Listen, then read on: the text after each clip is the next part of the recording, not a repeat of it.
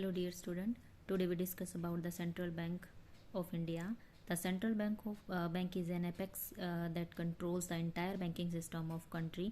यानी कि जो सेंट्रल बैंक होता है वो कंट्री के इंटायर जो बैंकिंग सिस्टम है उसको कंट्रोल कर सकता है, उसको फैसिलिटेट कर सकता है, उसको अपनी मर्जी के अकॉर्डिंग चला सकता है। कुछ इसके पास अथॉरिटीज़ होती हैं, देखो कौन कौन सी। हमारा जो सेंट्रल बैंक है उसका नाम है RBI, reserve bank of India. It is the sole agency of note issuing and controls the money supply in the economy. ये सोल एजेंसी है जो मनी सप्लाई को कंट्रोल करता है और मनी सप्लाई को इकोनॉमी में नोट इशू भी करता है, या मनी सप्लाई को कितना कितना परसेंट करना है, किस तरीके से कंट्रोल करना है, सारे डिसीजन RBI ले सकता है।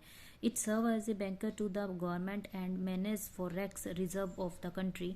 ये बैंक गवर्नमेंट के बैंकर या बैंक की तरह काम करता है और जितने भी फॉरेन के हमारे करेंसीज वगैरह आते हैं या रिजर्व होता है उस सबको मैनेज करके ये हमारा सेंट्रल बैंक ऑफ इंडिया यानी कि RBI रखता है। कुछ एक फंक्शंस होते हैं, देखो सेंट्रल बैंक के वो क्या हैं। जो प्रिंसिपल फंक्शंस हैं सेंट्रल बैंक के वो हैं। First, bank of issuing note, ये बैंक नोट इशू कर सकता है। Central bank of a country has the exclusive right, monopoly right of issuing note, यानी कि मोनोपोली है। मोनोपोली का मतलब होता है बेटा सिंगल के पास ही ये राइट है। इसी तरीके से हमारी कंट्री में RBI के पास ये राइट है कि वो नोट इशू कर सकता है। This is called currency authority function of the central bank. The note issued by the central bank are an unlimited legal tender. Unlimited legal tender या इसको हम मिनिमम रिजर्व रेशो भी कहते हैं, उसके थ्रू भी वो अपने नोट इश्यू करने का प्रोसेस करता है।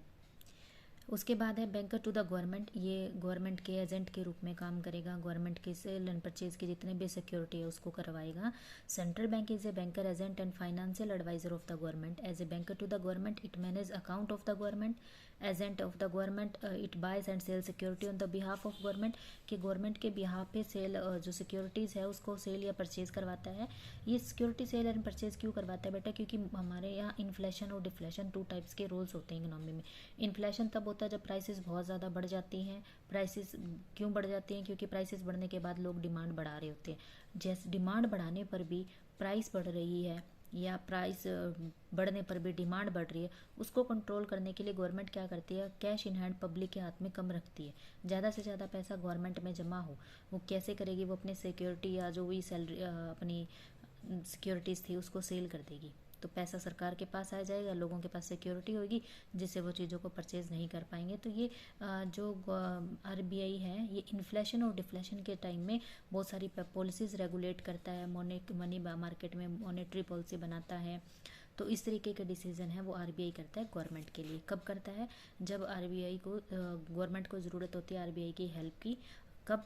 जब इन्फ्लेशन हो, डिफ्लेशन हो, या अचानक से इमीडिएट कोई एक्शन लेना हो, जैसे कि अब कोविड का टाइम चल रहा है, कोविड टाइम पीरियड में ऐसा हुआ है, तो गवर्नमेंट RBI उसकी हेल्प करता है। Bankers bank and supervisory roles, ये बैंकों का बैंक है और बैंकों के लिए सुपरविजन का रोल करता है। हेड है, HOD है उनका प्रिंसिपल मान लो है ये। As a banker bank, it has almost the same relation with other bank in the country as a commercial bank has with its customer. Commercial bank जैसे अपने कस्टमर के साथ डील कर सकते हैं ना, उसी तरीके से देश के सारे कमर्शियल बैंक RBI के साथ उसी तरीके से डील करते हैं। 3 ऑब्जर्वेशन है हमारे इसमें। The central bank accept deposit, अब कमर्शियल बैंकों का डिपॉजिट एक्सेप्ट कर सकता है, उनको लोन प्रोवाइड करता है। Central bank clearing house facilities provide करता है कमर्शियल बैंकों को। और जो सुपरवाइजरी रोल है, CRR कितना रखना है, SLR कितना होगा। CRR का फुल फॉर्म है बेटा कैश रिजर्व रेशो। ये वो पैसा है जो कमर्शियल बैंक रखते हैं RBI के पास, RBI से पैसा लेते time.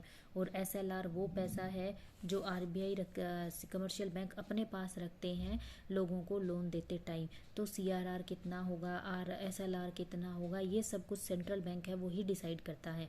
The central bank change SLR CRR as when required. It ensure that the commercial bank shows compliance to this change that the desire target are achieve. तो इसमें commercial bank किसी तरीके का कोई चेंज नहीं कर सकता।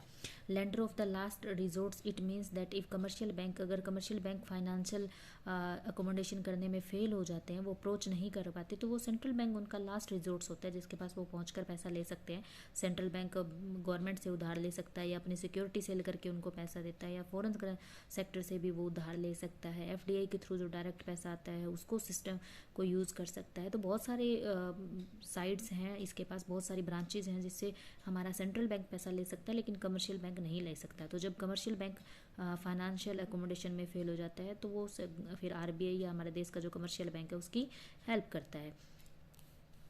आगे है कस्टोडियन ऑफ फॉरेन एक्सचेंज। जो भी हमारा फॉरेन एक्सचेंज वो होती है बेटा, जब हम एक देश से दूसरे देश में कोई चीज़ लेके आते हैं या लेके जाते हैं तो उसके बीच में एक्सचेंज होता है ना, तो पैसा भी एक्सचेंज होता है। जैसे मैंने किसी गुड्स को एक्सपोर्ट किया, इंडिया से भेजा, तो वहाँ अगर अमेरिका ने ख़रीदा है तो वो इंडियन रुपीज़ हमसे लेगा, उसी में हमारी पेमेंट करेगा। हम अमेरिका से लाएंगे तो इंडियन अमेरिकन डॉलर लेंगे, उसमें पेमेंट करेंगे। तो फॉरेन एक्सचेंज का जो सिस्टम है ये कमर्शियल बैंक नहीं कर सकते, ये देश का सेंट्रल बैंक ही है जो उस रिजर्व की कस्टडी रखता है। अगर हम एक्सपोर्ट कर रहे हैं, पैसा अपने देश में आ रहा है, तो वो सारा पैसा आरबीआई की कस्टडी में रहेगा। एक्सपोर्ट का मतलब होता है निर्यात करना, चीज़ें बाहर भेजना। जब हम बाहर चीज़ें भेजेंगे तो हमारे देश में पैसा आएगा, पैसा आएगा, वो पैसा किसके पास रहेगा? आरबीआई के पास। कमर्शियल बैंकों के पास वो पैसा नहीं रहता। Central bank is the custodian of national foreign exchange reserve. It is also exercise managed floating to ensure stability of exchange rate in the international money market. तो इंटरनेशनल मनी मार्केट में जितने भी स्टेबिलिटी है, exchange rate को बढ़ाना है, कम करना है, ये सारा काम सेंट्रल बैंक ही करता है। Managed floating refer to the sale and purchase of foreign exchange with a view of achieving stability of exchange rate of the domestic currency. यानी कि हमें 60 रुपये में $1 लेना है, 75 में $1 लेना है, 10 में $1 लेना है, इस तरीके की जितनी भी एबिलिटी होती है या डिस्कस होता है उसमें आरबीआई अपना रोल प्ले करता है, कमर्शियल बैंक अपना रोल प्ले नहीं कर सकता। क्लियरिंग हाउसिंग फंक्शन में central bank perform the function of a clearing house. Let us take an example, understand this function. Supposing bank A receive cheque ₹1000 drawn on a bank B and bank B reserve a check of ₹50,000 down on a bank A. Both bank A and B have their accounts with the central bank. The check of both the bank are cleared through their accounts with the central bank. This is how the central bank act as a clearing house. पता है इसमें क्या होता है? जैसे दो bank है A and B, एक ने 10,000 का चेक लिया, एक ने 15,000 का लिया। अब दोनों के पास कैश तो नहीं है, चेक है, तो वो अपना चेक आरबीआई के पास जमा करवाएंगे और आरबीआई से पैसा ले लेंगे उसके बदले में। तो ये क्लियरिंग हाउस होता है जो आरबीआई करता है। Control of credit. The principal function of the central bank is to the control of supply of credit in the economy.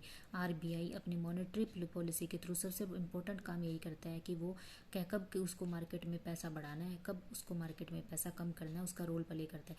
जब सरकार को लगता है कि इन्फ्लेशन का टाइम है, पब्लिक के पास पैसा कम हो, वो बैंक रेट को बढ़ा देगा, एसएलआर बढ़ा देता है, एसआरएलआर बढ़ा देता है, वो रेपो रेट बढ़ा देता है, रिवर्स रेपो रेट बढ़ा देता है, जिससे ज़्यादा से ज़्यादा अमाउंट जो पैसा है वो कमर्शियल बैंकों के पास होता है। कैश इन हैंड पब्लिक के हाथ में कम होता है, जिसकी वजह से पब्लिक कम डिमांड कर पाती है और जो बढ़ी हुई प्राइसेस थे वो कम आ जाती हैं। इन केस दूसरी साइड में क्या होता है, अदर हैंड अगर डिफ्लेशन का टाइम हो तो सरकार चाहती है या गवर्नमेंट चाहती है कि पब्लिक के पास ना ज़्यादा से ज़्यादा पैसा हो। पहले से ही मंदी है, डिमांड लोग कर नहीं रहे, वो कब करेंगे? जब उनके पास पैसा होगा।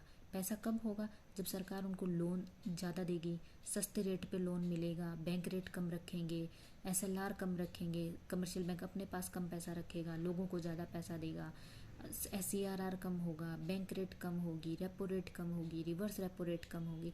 यानी कि गवर्नमेंट का टारगेट होगा कि पब्लिक के पास कैश इन हैंड ज़्यादा हो। जितना ज़्यादा कैश इन हैंड होगा गवर्नमेंट पब्लिक है, उतनी ही ज़्यादा डिमांड इंक्रीज़ करेगी। डिमांड इंक्रीज़ करेगी तो प्रोडक्शन इंक्रीज़ होगा, प्रोडक्शन इंक्रीज़ होगा, लोगों को एम्प्लॉयमेंट मिलेगा, एम्प्लॉयमेंट मिलेगा, लोगों को इनकम मिलेगी, इनकम मिलेगी, उनका लिविंग ऑफ स्टैंडर्ड इंक्रीज़ होगा, लिविंग ऑफ स्टैंडर्ड इंक्रीज़ होगा मीन एक्सपेंडिचर बढ़ेगा, एक्सपेंडिचर बढ़ेगा तो नेक्स्ट ईयर के लिए फिर इन्वेस्टमेंट होगा, जो एक सर्कुलर फ्लो ऑफ इनकम है या एक सर्कुलर फ्लो ऑफ प्रोडक्शन है वो स्टार्ट हो जाएगा। तो इस तरीके से आरबीआई हेल्प करता है कंट्रोल ऑफ क्रेडिट में। The principal function of the central bank is to control of supply of credit in the economy, increase और decrease in the supply of money in the economy by regulating creation of credit by the commercial bank. The central bank needs to control the supply of money cope with the situation inflation and deflation. या तो inflation के time करता है या deflation के time वो money को कब उसको इंक्रीज करना है मनी सप्लाई मार्केट में और कब उसको कंट्रोल करना है, ये सारे डिसीजन कौन ले सकता है? RBI. Performing all these functions the central bank focus on the growth with stability. यानी कि सेंट्रल बैंक यही चाहता है कि उसका देश ग्रोथ करे और स्टेबिलिटी के साथ करे, यानी कि ऐसे नहीं यहाँ इस साल ग्रोथ किया अगले साल फिर रुक गया, उससे अगले साल फिर ग्रोथ किया, यानी कि हर साल उसकी ग्रोथ होती रहे। ये काम, ये फंक्शन है वो सारे क्या करता है, आरबीआई करता है।